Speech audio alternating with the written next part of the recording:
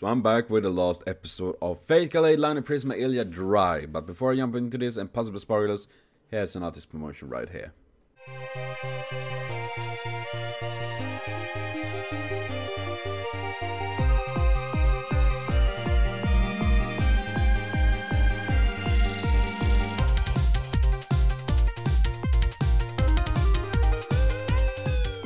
So please be sure to check out the artist. Links in the description box. You also find links to this video.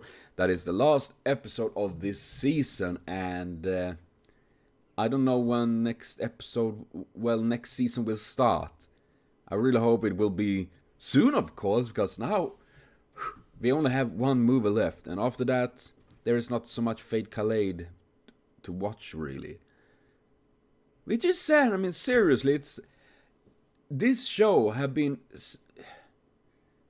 I mean, as I mentioned before, when I started with this show and when people talked about this, when all of you did, I was thinking like, oh god damn it, I'm smacking my stuff around here. I'm a bad bird. But it felt like, I mean, when we started, it was like, man, seriously, is this really a Fate thing? I mean, it's pretty much just, you see, magic girl and all of that.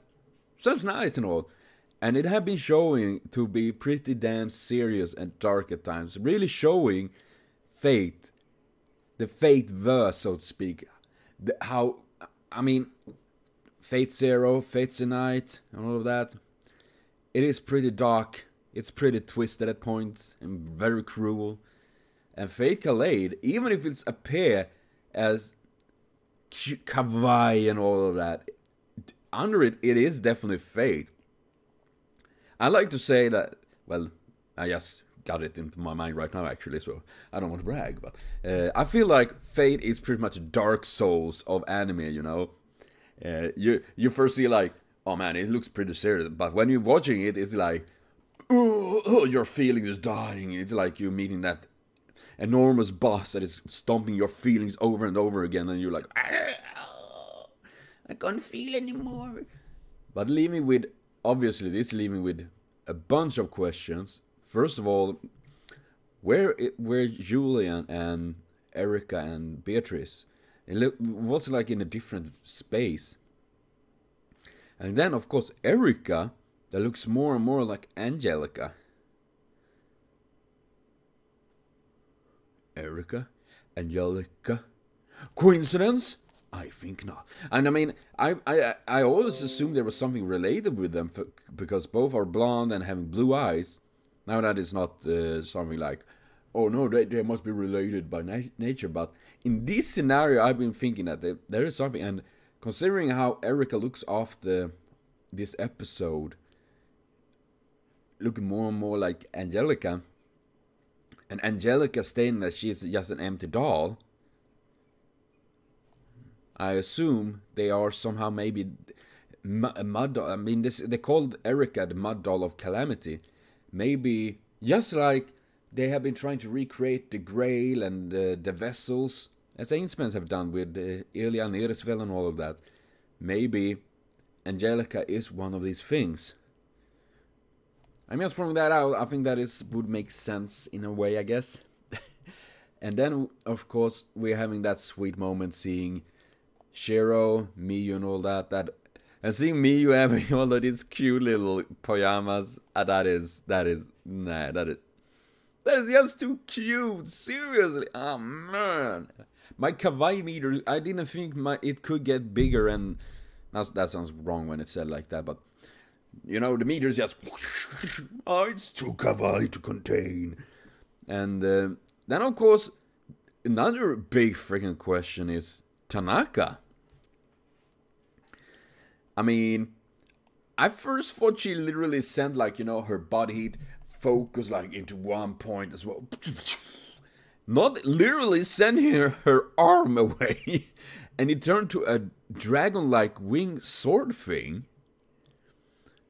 And when I think of dragons, one that comes to mind is...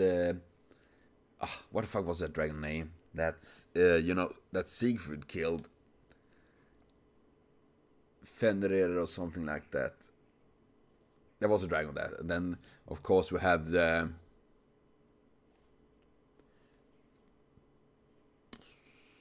I'm sorry, I'm trying to come up with dragons, but my brain doesn't work. It's pretty early in the morning here, and I'm still recovering a little bit from the heat stroke I got in this Monday. At least I assume it was a heat stroke, because I was helping my best friend moving, and of course he was gonna move from, you know, level 1 to level 4. So it was no elevator, of course. So it was lots carrying up, and we have a very serious heat wave here in Sweden. You know, all the farmers have a real problem now because there is not enough feed for all the animals and all. And of course, I didn't drink enough. So that is a warning to all of you. Please stay hydrated. I almost said dehydrated. That is not a good thing. Hydrated. And I was carrying stuff, and after like three ups and downs, I mean, sure, I don't have very good endurance. I'm a fat random guy and all that. I haven't been training at all. I need to do that. But it was literally like someone stood with a hammer and smacked your legs. I lost all the strength in my legs. Literally falling in the stairs back was like, but like I can't move my legs. It was very creepy, and of course I had really big problems just to move after that. And since then my leg still hurts after a week, and I have been dizzy constantly. Today I'm feeling much better though, so that is fine. But the latest days I've been really dizzy. I haven't been able to move my head very fast. If I do that, even if I sit still and move my head a little bit, I'm getting dizzy. I'm constantly thirsty, even if I drink lots of water. And I was reading up, it's a sign of overheating / heat stroke, and I guess that was what hit me. So take my wisdom of advice.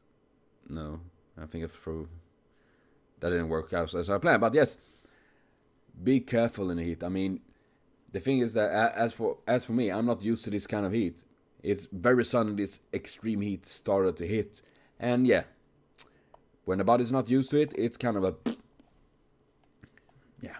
But yes, enough of that. I'm much better, so I will continue doing all my things. But this episode was really, really cool. I mean, as I mentioned, the fan service there of Illya and Kuro, I feel that is unnecessary. But otherwise, it was very, very hilarious, very cute ending. Seeing Miyu, Illya, Kuro, and everyone together like that is just... I mean, it's heartwarming to see. After all of this, it ending like this, and then except with the Julian and the serious meeting on that, of course.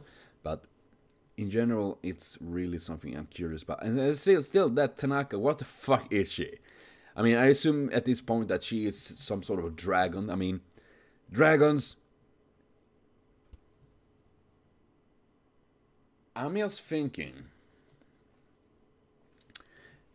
I'm actually gonna check on something. Now I'm not gonna Google on Fate Kaleid or anything like that, but if I don't remember it wrong, there is in North mythology there is something called Muspelheim, which is an old world. It's one of the 9 worlds, and it's the world of fire. And in Old Norse, of course, there is lots of dragons and things like that in the world of that. So it would kind of fit with how Tanaka is, you know. And I'm gonna say in Muspelheim, in Norse mythology, Muspelheim, Old Norse for Muspelsheimer, also called Muspel, is a realm of fire. The realm is one of the 9 worlds ruled by Surtur with his consort Sinamara in some accounts. The Nices of Muspelheim were usually referred to as Eldjötnar or Eldtursar, fire giants. Okay, so they're giants, not dragons, but wait, there I have something. And the Runefender from Roof of the Break, destroyers of Doomsday. Now this is just Wikipedia, so this is like literally like simple Google. According to Ragnarok prophecies, that is of obviously the day of doom, the sons of Muspel will break the Bifrost Bridge, signal the end of times. So, I mean, Now, I'm pretty sure they don't really base it on Muspelheim or anything, something from there. It's some dragon thing, but I just think this is very interesting because, first of all, it's Norse mythology, and I think it's a little bit sad we haven't seen too many Norse character in Fate and all that. But as still though, makes me really curious on who Tanaka really is, because when we're looking on it, I'm trying to puzzle together what we have there is that her arm was sent off, it turned into a drake-like wing of fire, and if I'm thinking on it, it's more like a wyvern rather than a dragon, because I just imagine if she would transform fully to a dragon and her arms represent the wing arms, then she would count as a wyvern. I'm sorry, I'm just jabbering, but man, this is leaving me so many questions. I'm curious to see more of this. Definitely can't wait for next season. And yeah, as well, we got to learn a little bit about Muspelheim. Actually, I named a World of Warcraft character that once. That was fun times. But yes, I will be back though with more anime and more reactions, more series reviews and whatnot. So seriously, thank all of you that have been following me through this entire ordeal, this entire series. It's been a fun run, and seriously, thank all of you that have been supporting me and believing in me and having a good time watching this. So thank you for watching, see you later on, and most of all though, have a continued super great day. Bye bye!